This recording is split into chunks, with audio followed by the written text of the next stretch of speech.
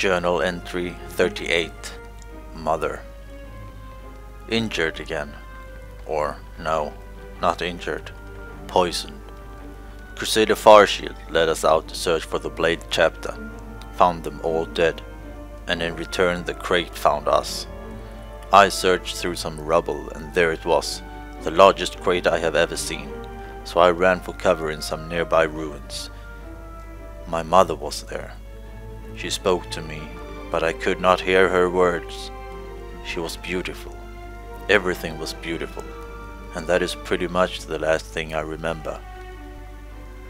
I woke up, tied up, back in the fort. Felt like the worst hungover I have ever had. Something had hit my head, and I had been breathing those toxic spores.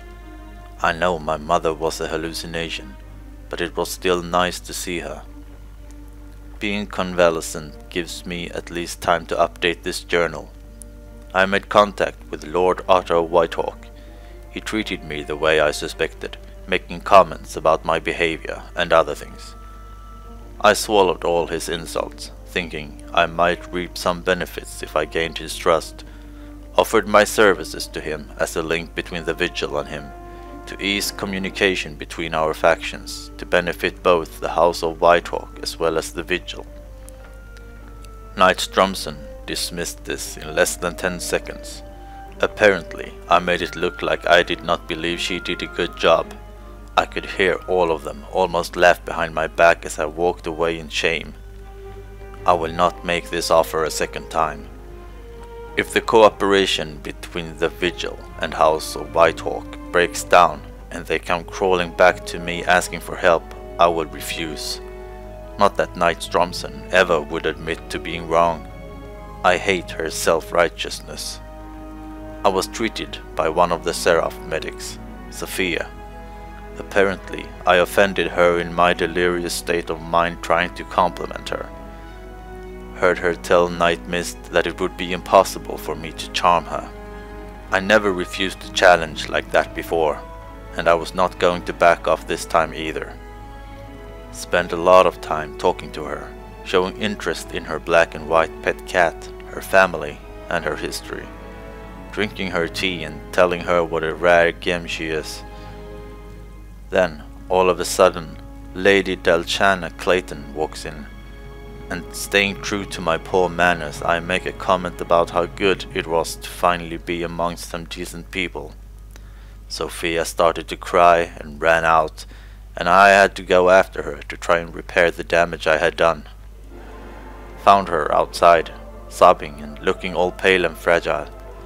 Had to start from the bottom again, complimenting her for whatever she said. I think I was almost there.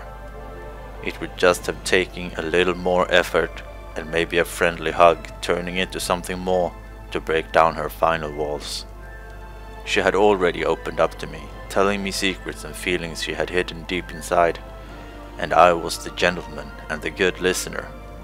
Just a little bit more, but no. Some random stranger walks up to us, holding a screaming baby in his arms that he claimed to have found somewhere in the fields, surrounded by crate.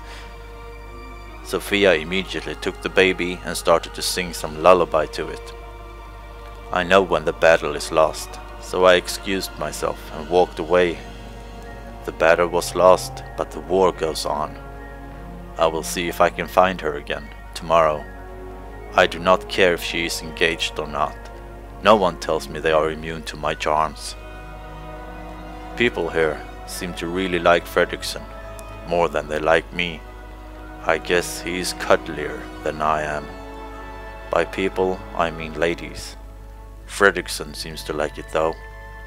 Maybe they think I am not taking good care of him. Some people have been making such remarks. Mist and Fiiiind. What do they know? But maybe they are right. The Sixth knows he is getting old. How much longer can I motivate myself to keep dragging him into battle? I need to find him a place where he can retire before it is too late. I thought Holbrack was the right place, but there were only polar bears there. I have to keep searching. But how, when the Vigil sends me on tour after tour? I am in my tent now, with only Fredrickson. After all that has happened, I still cannot take my thoughts off of my mother. I wonder what she was saying to me there, in the ruins.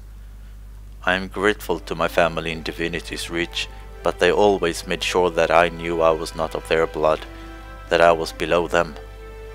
Sometimes by tiny, tiny details. But my mother, I miss her, and I want to see her again.